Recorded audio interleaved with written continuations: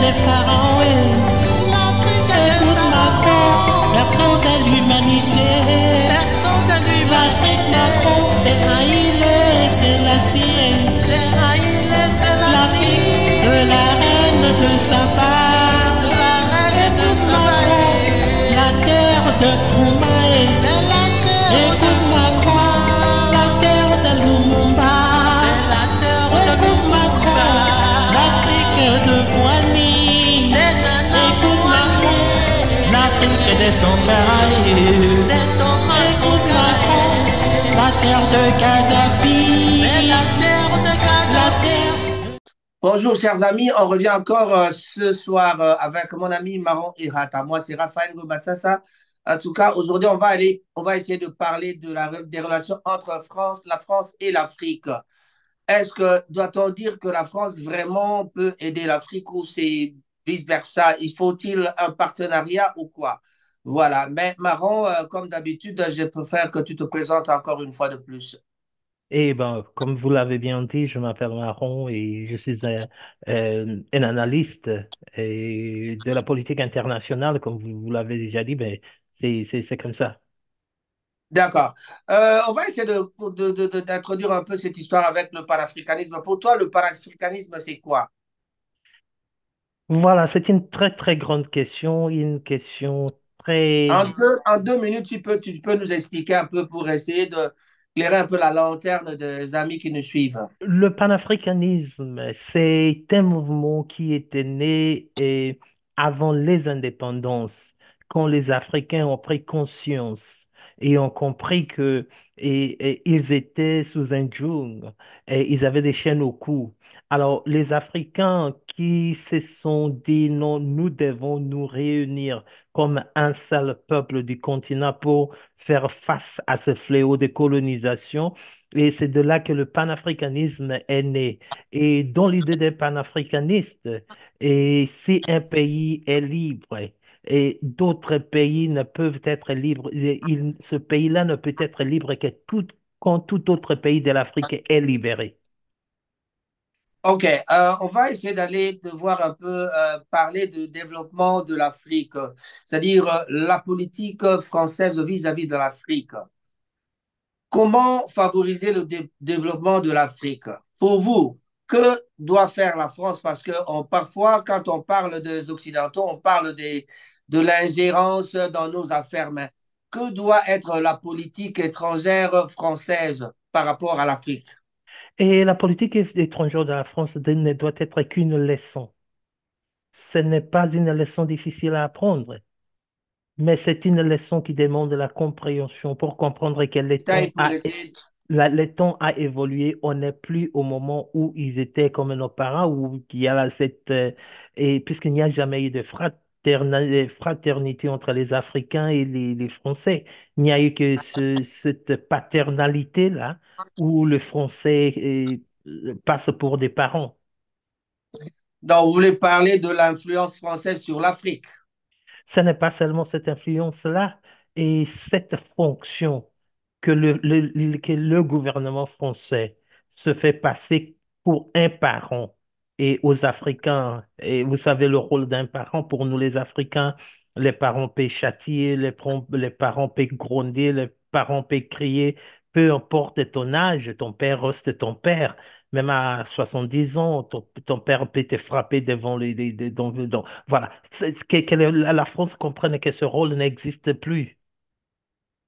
OK. Que penses-tu de cela en tant qu'Africain toi-même? Que dirais-tu à un président français ou à un Français qui vient, qui te dit nous devons faire ceci, nous devons faire ça?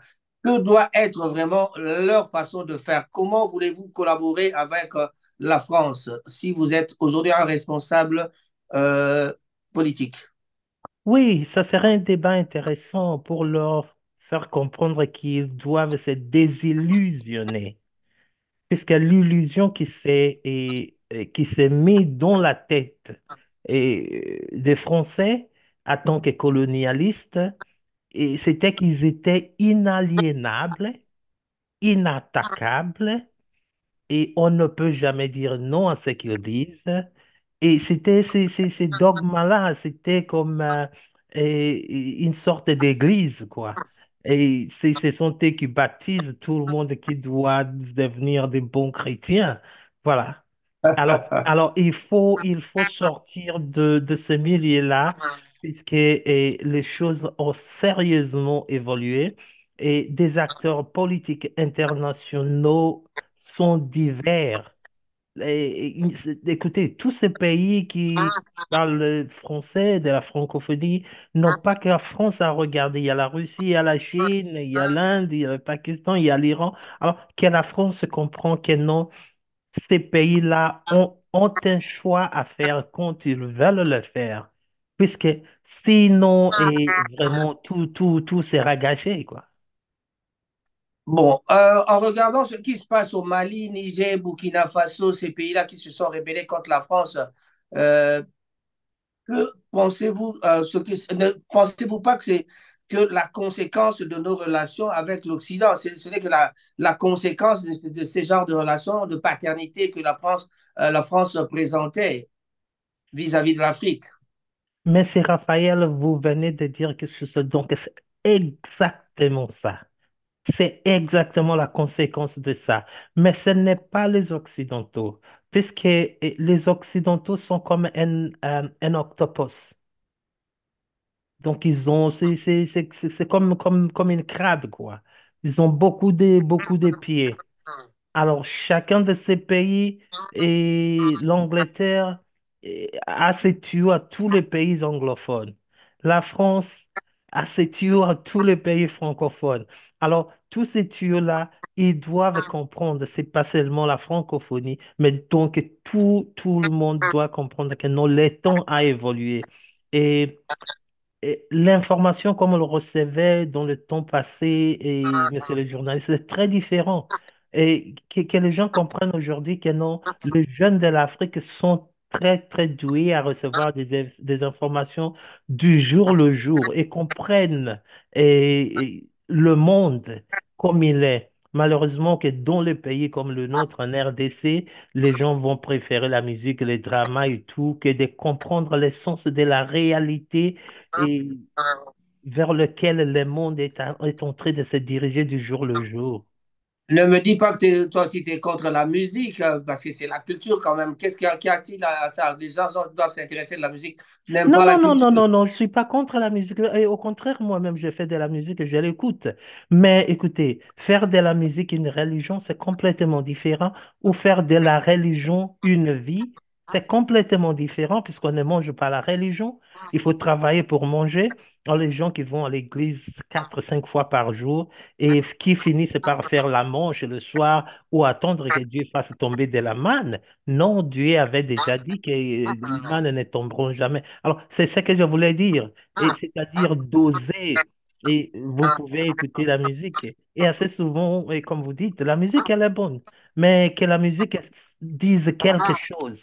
Mais quand la musique devient comme l'opium, c'est comme une sédation, une musique qui aliène votre façon de penser, vous ne pouvez plus penser puisque vous pensez à la musique.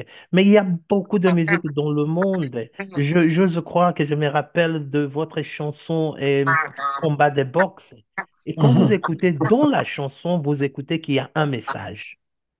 Et pour moi, s'il D'accord. n'y a pas de message dans la musique, et je suis désolé, je n'interdis pas aux gens d'écouter la musique, mais ce n'est pas la mienne.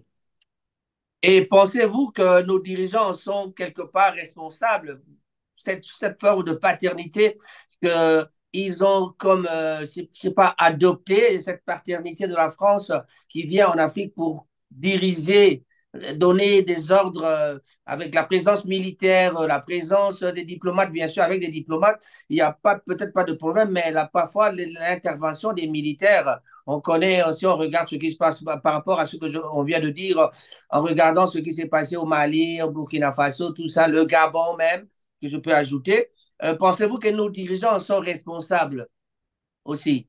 Ou alors nous, Et le peuple? Quelle est la part de responsabilité de nos dirigeants? Et après, si tu pourras parler aussi du peuple. oui, pour les dirigeants, c'est Raphaël. Et cette paternité, elle est institutionnelle. Si vous regardez, les Africains doivent se méfier de l'ONU. cette paternité est inclue, est déjà emballée dans beaucoup de grandes institutions. La monnaie, le financement, donc sortir des fonds, le commerce, les commerces, la fraternité dans le commerce, c'est-à-dire l'acheteur qui exige le prix au boulanger. Donc, vous allez chez le boulanger acheter un pain et vous lui dites, bon, je vais vous donner des francs. Donc, que votre pain soit de 20 ou 40 francs, j'exige le prix de 2 francs. Alors, voilà, c'est une paternalité.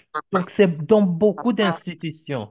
Alors, c'est un piège et qui est pris, que beaucoup de nos dirigeants finissent par se faire comment, attraper, puisqu'on est là. Mais le mouvement qui naît, le panafricanisme, ce mouvement-là qui naît, ce n'est pas un dirigeant.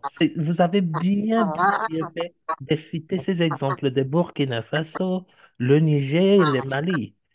C'est-à-dire un groupe de gens qui disent, niet, assez, c'est assez, nous avons déjà assez vu. Et on s'en fout de leur démocratie. On s'en fout de leur institution locale, la CEDEAO et tout. On s'en fout de leur Un peu de monnaie. gentillesse quand même, hein, vis-à-vis des gens. Hein. Ah ouais. Donc, on s'en fout du tout et on s'en fout du monde. Nous voulons faire ce que nous voulons. Voilà, c'est ça, la jeunesse, la jeunesse. Et si tu vois ceux qui ont fait ça, ce ne sont pas des vieux, hein. Ce sont des jeunes. Oui, et ce sont les jeunes aussi qui commencent à révolutionner. Il y en a qui commencent déjà à refuser le franc CFA. Ils ont leur monnaie personnelle. Pensez-vous que ce genre de virement à un franc tout à fait africain, de la monnaie africaine, va essayer de développer aussi leur économie? Et nous allons balancer certaines vidéos et je crois que nos auditeurs qui nous écoutent, qui nous regardent, savent ce que c'est que Marie Le Pen. Vous allez écouter Marie Le Pen maintenant. Écoutez ce qu'elle dit de l'Afrique. En novembre 2017, à l'université Joseph Kizerbo de Ouagadougou, le président Emmanuel Macron avait ouvert son discours en annonçant qu'il n'y avait plus de politique africaine de la France. Et le 23 février 2023, à l'Élysée, à la veille d'un déplacement sur le continent, il confirmait ces mots sont toujours d'actualité. Il n'y a plus en effet de politique africaine de la France. Sous Emmanuel Macron, celle-ci a disparu. Elle s'est envolée, volatilisée dans un magma d'erreurs, d'incohérences et de contradictions dont la sinistre mésaventure nigérienne de ces derniers mois aura été le point d'orgue. Les premiers à en prendre bonne note, et comment pourrait-il en être autrement, sont les Africains eux-mêmes, qui ne peuvent que constater l'effacement de l'influence française sur le continent. Contrairement au président de la République, je crois quant à moi que la disparition de sa politique africaine constitue un drame pour la France. À la suite de mon discours de N'Djamena de mars 2017, de vous exposer ce que devrait être et ce que sera, si les Français le décident, la politique africaine de la France. Avant cela, il nous faut cependant prendre acte du tsunami qui nous a frappés. Du coup d'État malien d'août 2021 à celui de Libreville le 30 août dernier, en passant par la Guinée-Conakry, le Burkina Faso et le Niger, ce qui s'est passé en Afrique francophone s'apparente à un mouvement tectonique profond. Ce qui fut notre zone d'influence et de solidarité prioritaire a basculé dans une nouvelle ère. Une ère marquée en premier lieu par la défiance croissante de l'Afrique tout entière vis-à-vis d'un multilatéralisme pensé à Washington et à Bruxelles selon des conceptions mondialistes et uniformatrices. Malheureusement, la France a sous-estimé l'importance de ce nouveau contexte et la capacité effective de subversion de son dispositif par ses compétiteurs, comme elle a sous-estimé les attentes africaines à l'égard d'un monde multipolaire qui lui donne plus que jamais le loisir de choisir ses amis, ses partenaires et, si nécessaire, ses protecteurs. Il y a en revanche une forme d'urgence, car nos compétiteurs ne nous attendent pas et, comme il est compréhensible, les Africains se tournent vers les puissances qui paraissent le plus en mesure de leur apporter les soutiens dont ils ont besoin. Néanmoins, notre pays dispose sur le continent d'un capital d'histoire et de langue partagée dont j'ai la conviction qu'il nous permet toujours de nous inscrire dans le temps long de l'Afrique et de ne pas désespérer. J'entends donc proposer ma vision d'une relation entre la France et l'Afrique qui récuse les repentances infondées et les nostalgies d'antan. Avec la même conviction, je récuse l'inscription de la relation franco-africaine dans un cadre multilatéral désincarné qui impose au continent des modèles politiques, économiques et même anthropologiques qui ne tiennent pas compte de son génie propre. Comme je l'ai dit à cette même tribune il y a tout juste un mois, que ce soit en Afrique ou dans d'autres régions du monde, la politique étrangère de la France doit s'enraciner sur la reconnaissance préalable de deux certitudes. L'existence des nations participe à la diversité du monde et donc à la richesse de l'humanité. Et la considération des peuples et le respect des nations sont des principes essentiels à la paix et à l'harmonie du monde. Vous le savez, c'est cette réflexion sur les relations internationales et en particulier les relations entre la France et les pays africains qui m'ont amené à rédiger une déclaration des droits des peuples et des nations, outil juridique qui pourrait venir demain compléter le droit international. Entre l'utopie d'une coopération aseptisée par la médiation d'un multilatéralisme anonyme et une France-Afrique qui ne peut et ne doit plus exister, j'ai la conviction qu'il y a la place pour créer entre nos pays une relation adulte, basée sur la prise en compte des réalités et des intérêts légitimes dont les grands principes sont précisément contenus dans cette déclaration. C'est aussi cette conviction qui m'a amené, il y a plusieurs mois, à proposer à l'occasion de mon voyage au Sénégal que l'Afrique bénéficie d'un siège de membre permanent au sein du Conseil de sécurité de l'ONU. Je réaffirme ici, comme je l'avais fait devant feu le président Déby, que si je veux que l'Afrique soit la première des priorités internationales de la France, ce n'est ni par charité, ni par cupidité. C'est tout simplement parce que notre intérêt commun rencontre notre amitié réciproque. La France doit avoir une politique africaine et au sein de celle-ci des priorités et des alliances privilégiées avec ses amis historiques. Par son histoire, son savoir-faire technique, ses moyens et pour une large partie du continent, sa langue, la France peut accompagner positivement le processus de construction et de consolidation des États-nations africains en se basant sur le respect dû à nos partenaires quant au choix souverain de leur politique et de leur modèle de développement. Sur ce sujet, nous devons être clairs. La non-ingérence dans les affaires intérieures des États souverains doit être notre règle d'action. J'ai d'ailleurs souhaité consacrer solennellement ce principe dans l'article 3 de la Déclaration des droits des peuples et des nations, qui dispose que les États déterminent librement les éléments de leur statut politique et poursuivent leur développement selon leur volonté propre et sans ingérence extérieure. La France ne peut pas à la fois accepter la situation institutionnelle créée au Tchad après la mort du président Idriss Déby, tout en condamnant le Mali d'Assimi Goïta, en reconnaissant la junte du colonel Damiba au Burkina Faso, en envisageant de faire la guerre au régime nigérien via la CEDEAO et en donnant son feu vert au coup d'État mené au Gabon par le général Brice Oligui Nguema. Il arrive un moment où les subtilités théoriques se transforment en arguties rhétoriques qui finissent en douloureuses contorsions et fait le lit du sentiment de deux poids, deux mesures.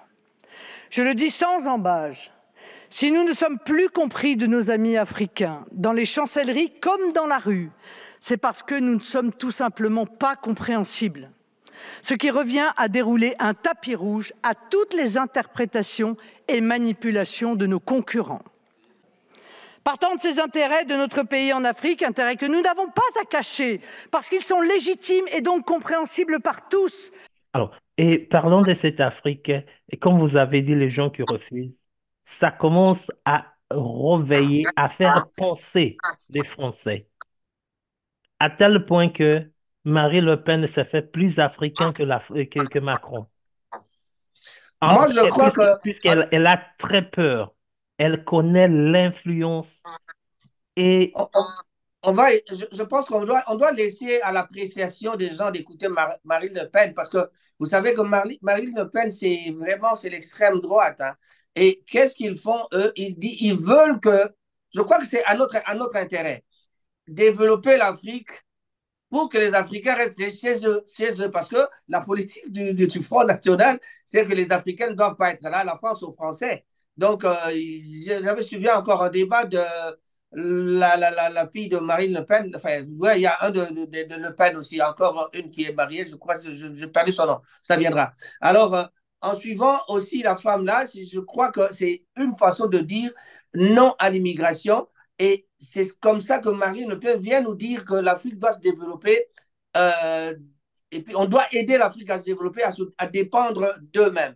Non, Est-ce non, que non, non, penses-tu que non, c'est non, non, un non. genre Non, non, non, de, ça de, de- c'est très mal interprété. Elle veut qu'on traite d'égal à égal. Si elle ne veut pas que les Africains viennent en veille, quand on traite d'égal à égal, elle est allée au Mali. Elle a bien dit qu'elle est allée au Mali et qu'elle a fait un discours au Mali. On traite d'égal à égal, c'est-à-dire nous allons exiger ce qu'elle exige de la France. C'est comme ça que nous allons vivre. Donc ça, c'est le panafricanisme. Elle a peur, elle est vulnérable. La France est très vulnérable sans l'Afrique. En C'est-à-dire quoi que consiste cette vulnérabilité de la France? la France produit beaucoup d'électricité et la France produit d'électricité pour le reste de l'Europe, y compris ici en Angleterre. EDF, c'est la France. Cette électricité vient de l'uranium du Mali. Et si cette pipe-là, donc cette ligne-là est coupée, c'est-à-dire c'est l'Europe qui est fauchée. Et la France et l'Italie et l'Allemagne bénéficient du gaz et du pétrole de la Libye. Une Mhm. fois que ces pays la coupent, c'est-à-dire que l'Europe est absolument fauchée, complètement fauchée. Et ici en Angleterre, on est sorti de l'Europe pour maintenir le système de Commonwealth puisque l'Europe n'était pas rentable. L'Europe est très risquée avec tout ce que nous parlons ici. Et l'Europe est très, très vulnérable. Et on garde le système de Commonwealth et on s'attache plus aux Américains. C'est pourquoi avant-hier, il parlait que non, c'est bien que Donald Trump revienne puisque on va rétablir, il va donner son pétrole, le pétrole des États-Unis à l'Angleterre puisqu'on a des liens le plus cohérents. Alors, et l'Europe est très, très vulnérable. Et sans l'Afrique, la France est complètement fauchée. Alors, ça fait peur à Marie Le Pen et quand vous écoutez son discours, elle veut revoir le système de la francophonie, les héritages que nous partageons en commun. Quel héritage? Paternité, enfant, non. Elle a parlé de pas traiter d'égal à égal. Cet égal à égal doit être testé. Et on ne parle pas d'égal à égal pour que l'acheteur exige le prix au boulanger. Non. Et si cet acheteur-là exige le prix au boulanger, nous aurons l'Iran, nous aurons la Chine, nous aurons d'autres pays qui vont venir acheter ces produits. C'est ça ce que je dis. Et elle s'est éveillée, elle s'est réveillée très rapidement. C'est pourquoi je dis que non, elle n'est pas comme Macron. Macron, et vous allez voir que Alpha Blondy l'a sérieusement critiqué quand il est allé croiser Macky Sall, le président de l'Union africaine et qu'il a tapoté Macky Sall sur la joue. Alors, Alpha Blondy était très, très fâché. Il dit que ce petit-là est très imbécile, très impoli. Et quand tu viens en Afrique, tu dois apprendre à demander aux Africains comment nous vivons. Un grand, c'est lui qui est plus aîné que toi, tu ne le tapotes pas au jour. Peut-on parler de l'incohérence diplomatique entre la France et l'Afrique? Et normalement, comme j'ai dit au départ, la France croyait ou croit encore qu'elle est inaliénable, inattaquable, mais en réalité, ce que ces trois pays-là prouvaient est que la diplomatie peut exister, tout comme elle peut mourir à n'importe quoi. Vous savez, quand le Malien ont déclaré que l'ambassadeur de France devrait quitter, on lui a donné le temps, ils ont refusé. Mais fait des comptes, il a quitté. C'est-à-dire le peuple. Ce n'est pas les anciens, ce ne sont pas leurs anciens disciples et qu'ils ont baptisés, qu'ils ont montré comment leur aider, comment prêcher leur évangile. Et c'est une nouvelle génération donc qui se donne le droit de poser des questions à la Bible. Pourquoi non, ces versets s'adressent à qui? Et à qui profite ce verset biblique? Alors, le jeune Africain se réveille et peut arriver à dire non, comme nous avons vu, M. Raphaël. Parlant du sous-développement en Afrique, quelles sont les solutions? Pensez-vous que la France peut aider l'Afrique à sortir du sous-développement? Non, pas du tout. Puisque Donc, La se France, développer, on n'a pas besoin de la France, on n'a pas besoin des pays non, on n'a étrangers. pas besoin de la France. La France, c'est le mal en est que l'idéologie. Quelqu'un qui est habitué à faire quelque chose, ça devient sa deuxième nature. La France a toujours été habituée à ce que l'Afrique lui serve. Et même quand on parle d'égal à égal, il faut faire très attention, puisque la France voudra que l'Afrique lui serve. Et ce n'est pas ce qu'on veut. Et ce n'est pas au nom de la francophonie que si quelqu'un d'autre te donne 50 dollars pour une tasse, et si, puisque la France, on doit donner cette tasse-là à la France pour 20 dollars, puisqu'on est de la francophonie, on a des, c'est pas, héritage commun, langue commune. Non, c'est pas ça. Et chaque peuple doit vivre pour lui-même.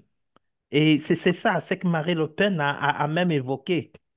Elle a dit que quand Macron est allé au Mali, il a déclaré, je cite ce que Marie Le Pen a cité, que la France n'a plus de politique ou de projet politique pour l'Afrique. Alors, si la France n'a plus de projet, donc n'a plus cette vision politique pour l'Afrique, elle s'occupe de l'Europe. Là, c'est sérieux.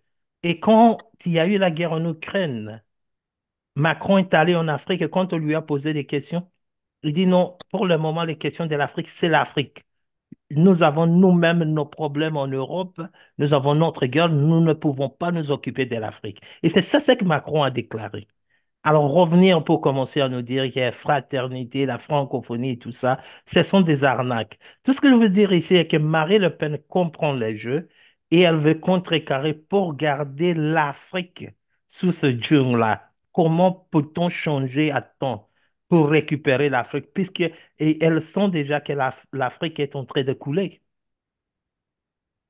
Oui, l'Afrique est en train de couler, mais en tout cas, si on regarde bien, ce sont eux qui font couler l'Afrique.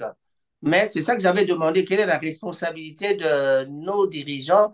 Et maintenant, si tu peux rajouter quelque chose, est-ce que le peuple en est pour quelque chose aussi?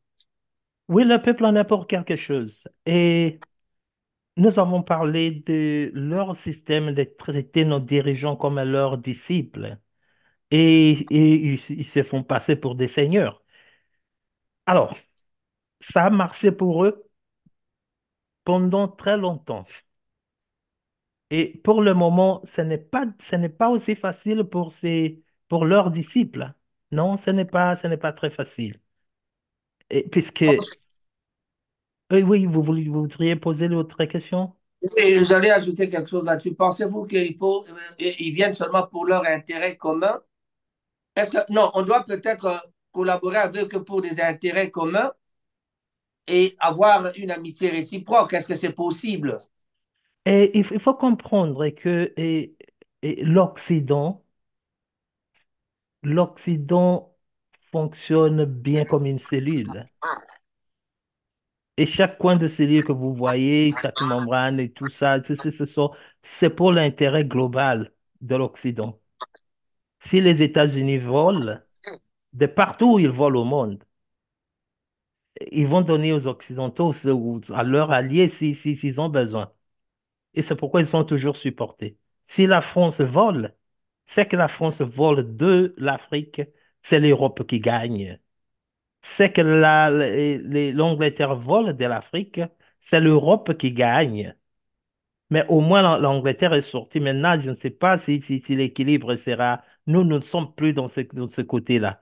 C'est que l'Allemagne ou l'Italie volent de l'Afrique ou gagnent de partout dans le monde. L'Italie et l'Espagne, c'est de l'Amérique du Sud. C'est l'Europe qui gagne. Alors, vous voyez comment les choses sont. Vous voyez comment les choses sont faites, quoi. OK. Si on regarde bien, quand vous parlez quand on parle de relations, regardons un peu ce qui se passait au Soudan. Le Soudan est divisé en deux. Le Soudan est divisé en deux. Oui, on a déjà deux Soudans. Ne pensez-vous pas qu'avec ces relations avec l'Occident, nous sommes en train de risquer aussi, nous, le Congo, parce qu'on doit finalement atterrir pour parler du Congo. Ne pensez-vous pas que allons vers la balkanisation, nous allons vers la confirmation de la balkanisation en RDC, parce que nous avons eu le président Sarkozy qui est venu en Afrique, qui a confirmé que le Congo est un grand pays et que le Rwanda est un petit pays, mais ils ont besoin d'espace. Et avec l'histoire des immigrés qui vont peut-être, si un jour ça serait accepté, parce qu'ils ont tenté plusieurs fois pour envoyer les immigrés au Rwanda. Est-ce que ne pensez-vous pas que c'est un plan machiavélique qui se prépare pour vraiment déstabiliser le Congo? Et ce que je veux dire que l'histoire du Soudan, c'est très, très, très malheureux. Et l'histoire du Soudan, c'est les États-Unis et l'Angleterre. Ce sont eux qui ont tout fait pour que ce projet pour ce pays-là soit divisé comme il est divisé. D'accord. Donc, on va essayer de conclure pour cette première partie. Qu'est-ce que vous pensez alors des relations France-Afrique? En 2 mots avant de terminer pour passer à autre chose, que penses-tu des relations France-Afrique vraiment? Quelle est votre position par rapport à ça en tant que panafricain? Et en tant que panafricain, ce sont des relations qui ne doivent pas excusez-moi, se réparer complètement. Pourquoi? Puisque cette habitude-là de la France de gagner de l'Afrique. Et alors, il y a une diversité de partenariats. Nous ne voulons pas être freinés, nous ne voulons pas comment, être dans un cul-de-sac de traiter avec la France. La France doit comprendre que donc c'est fini. C'est fini. Ces vents-là, oui, ces vents-là, et c'est un vent très, très difficile à arrêter. Et ces vents-là ramènent des histoires très malheureuses de nos leaders qu'ils ont assassinés, et Thomas Sankara, Patrice Lumumba. Ils ont assassiné beaucoup de dirigeants. Ça ramène aux jeunes et leurs disciples qui devraient leur respecter. Ce n'est plus le temps et ils ne peuvent pas baptiser la nouvelle génération. C'est une nouvelle génération, c'est une génération rebelle à l'esclavage, rebelle à la soumission et inexplicable, et rebelle à l'exploitation, rebelle au mauvais traitement. Et quand vous voyez les Noirs qui sont maltraités en France, donc les jeunes de l'Afrique vont se fâcher, ils vont faire ce qu'il pour prouver que non. Écoutez, quand vous faites ça à nos frères qui sont là, nous voyons ça, nous sommes capables de faire et ça aussi ici. Mais quand ils avaient leurs disciples, ils peuvent faire ça et leurs disciples vont mater leur peuple à ne même pas réagir. Alors, donc, le système a complètement changé. Et c'est irréversible. Eh oui. Voilà, ce sera un peu bien pour notre première partie, si je ne me trompe pas, en regardant la minute. On revient tout à l'heure pour parler d'autre chose. Chers téléspectateurs, chers amis internautes, on est là et sur Ango TV, on va continuer à vous donner des informations. Et voilà, Macron, un petit mot. Marron, un petit mot. Et merci beaucoup, chers auditeurs. Abonnez-vous. Il y a beaucoup de débats à faire ici et nous allons rendre cette chaîne une chaîne d'information éducative et révélatrice et des informations et révolutionnaires pour qu'on comprenne que non, l'effort qu'il faut qu'on fasse pour nous rattraper. Et ceux qui ont utilisé notre continent et depuis des centaines et des centaines d'années pour construire leur continent, nous sommes trop, trop, trop, trop longtemps restés derrière et nous devons tout faire pour nous rattraper. Et les temps ne se changent pas, on vit dans le même temps, mais le développement, nous sommes restés en arrière. Mais avec la grâce des du Très-Haut d'Afrique qui a aidé les pharaons. Nous allons refaire l'Afrique des pharaons. Merci, on se retrouve dans quelques minutes. Il est temps pour que les Africains se réveillent et qu'ils crient très fort contre l'oppression française. On en a marre de toi, marre de toi. C'est pas l'Afrique qui m'a demandé, Macron, l'objet de ta fierté.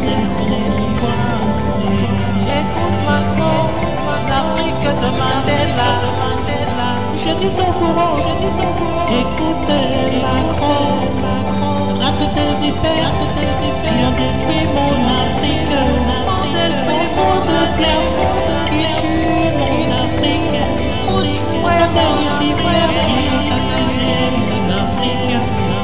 Donne-moi une pause, maman, Macron, L'Afrique de Mandela, Nelson Mandela. écoute Macron, l'Afrique est des pharaons, écoute Macron, berceau de l'humanité, l'Afrique Macron, Haïlé, c'est la sienne, l'Afrique de la reine de Saba, la terre de Koumaï, écoute Macron, la terre de Lumumba, écoute Macron, l'Afrique de Boigny, écoute Macron, l'Afrique des Sankara, écoute Macron, la terre de Kadhafi, la terre de Tafawa Balewa, écoute Macron, l'Afrique de Nyerere, écoute Macron, c'est l'Afrique de Kagame, l'Afrique des pharaons, écoute l'Afrique de Bob Marley, écoute Macron, l'Afrique de Blondie, Alpha Jacquerie. Écoute Macron, l'Afrique de Lucky Dubé, l'Afrique des gens qui ont taillé. Écoute Macron.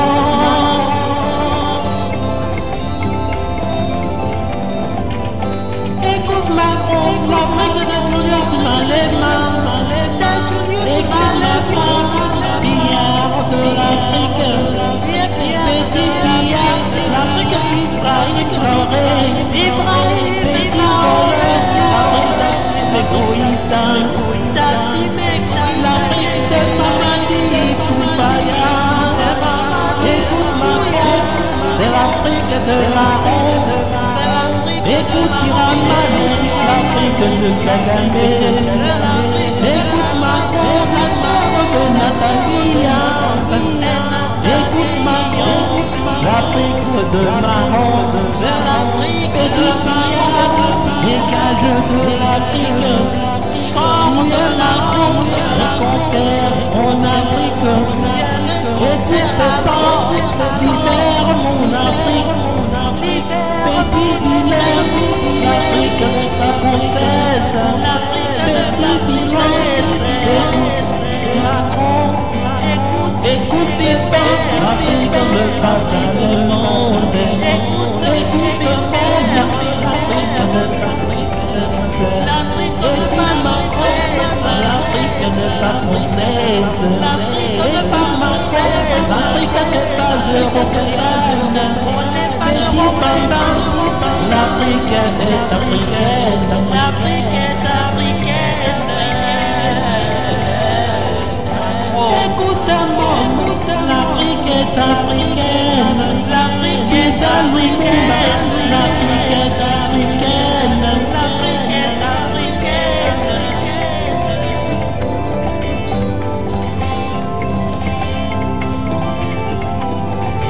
Avec tous les dirigeants pitons de l'Afrique, pitons des dirigeants pitons de l'Afrique, des pions, l'Afrique sera un jour libérée, des pions par Sylvius, le fils de l'Afrique, qui vont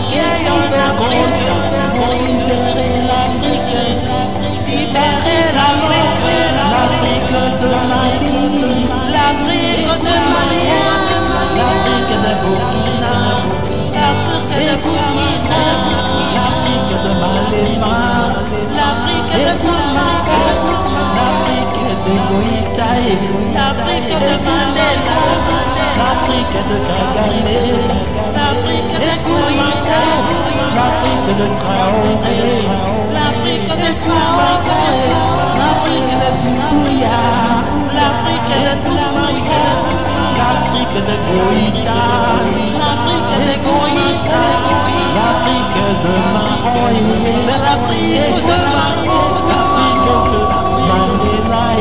l'Afrique de Mandela, Nelson Mandela, l'Afrique de Lumumba, c'est l'Afrique de Mandela, c'est l'Afrique de Lumumba, c'est l'Afrique de Kadhafi, c'est l'Afrique de Kadhafi, c'est l'Afrique des pharaons, l'Afrique des pharaons, et de la haine de Saba, Haïlé Sélassié, Haïlé Sélassié, l'Afrique est africaine, l'Afrique est africaine, l'Afrique est africaine, l'Afrique est cachalote, sors de l'Afrique, dégage de l'Afrique, t'accueille en Afrique, dirigeant Piton, t'accueille en Afrique, dirigeant Zambia, t'accueille en Afrique, dégage l'Afrique, sors de l'Afrique, dégage l'Afrique, sors de l'Afrique, dégage Macron, sors de l'Afrique, dégage Macron, l'Afrique se réveille, l'Afrique est africaine, c'est l'Afrique des pharaons, de la reine des Saba qui a réveillé Pharaon, de la reine des Saba, évidemment l'Afrique n'est pas française, sors de l'Afrique, sors de l'Afrique, en Afrique, des dirigeants Piton qui t'accueillent en Afrique, des dirigeants Minus qui t'accueillent en Afrique, tous tes salons